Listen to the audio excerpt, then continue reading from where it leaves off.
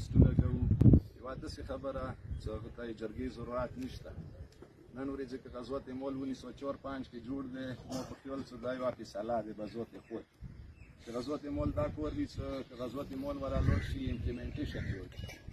که مو بیا که غزوت مول نه جرګونې جرګاوې ورکوو، ما خیال چې دا مو سنجیدګي نه ده، دا مو سنجیده نه یو مسلو ته، بلکې خرپوت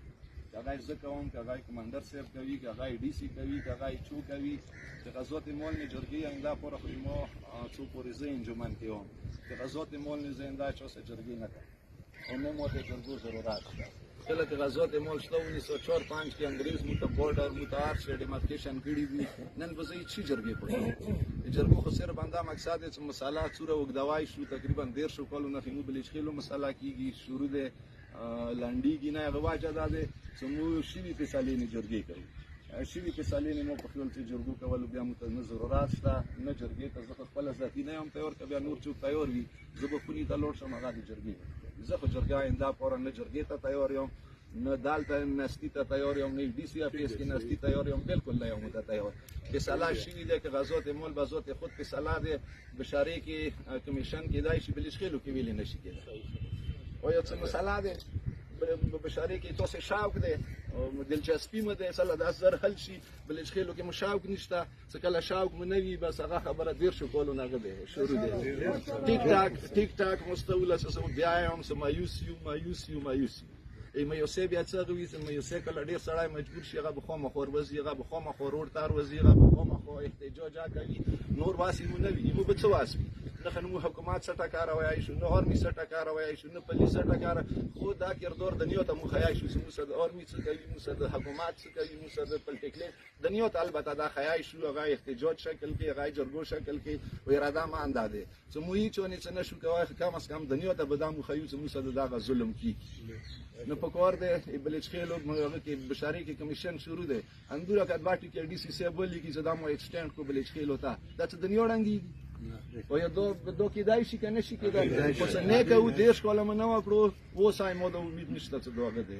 دا خبره وشي. بله خبره عادل حوالې سه کسه نوشیروان عادل مسلمان نه و، ټولو ته معلوم دی چې مسلمان نه و، خو عادل یې کړی دی، عادل جزا به قیامت کې خدای ورکوي، هغه کافر ویلې نه و، خو عادل یې کړی دی. نو موږ هم داسې یایو چې دلته کس عادل کرسیانې څوک ناست دي، د عادل یو داسې عمل دی چې دا کافر ته یې میلوي،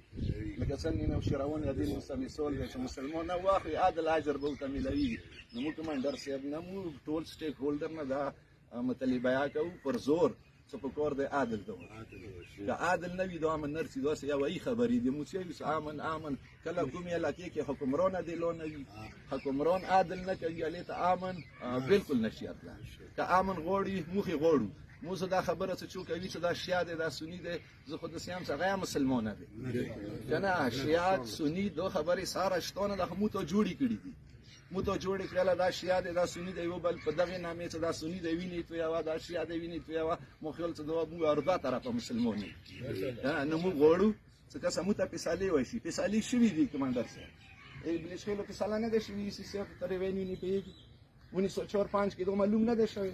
گیدو 1945 کې معلوم نه ده، پنج لزایم مقبل 45 کې معلوم نه ده، ښه معلوم ده، بیا ویلې نه کېږي. زه بار یم نن د ټولو مشرانو په مخ یم چې که دا که غزوت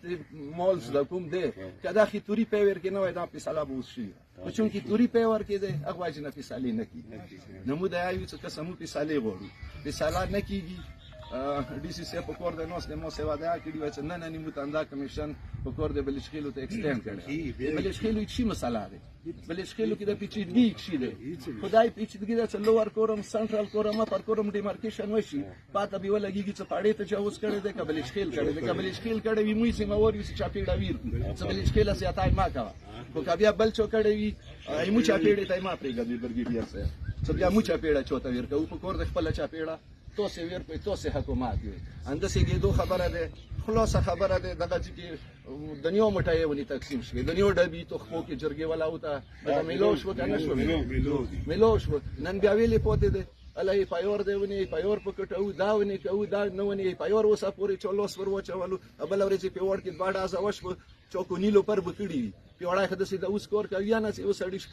15 مړي شوي وي، هغه وریانه په ګوډي ډاس وکي پیوړه خد سي د اوس کور نه کوي هغه نه یم خبر چې 40 سپسیور قانون کې ونیول کوم قانون کې شپوړه 17 کسان ونیول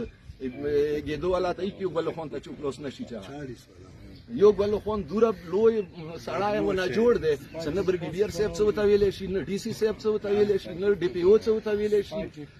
نه هم په زمانه حکومت مراوت خوري پولیس ولا اوس اگرځي دا داسې مهندسې نه چلیږي دا خبرې نه زه دي ته تیار صفا خبره ده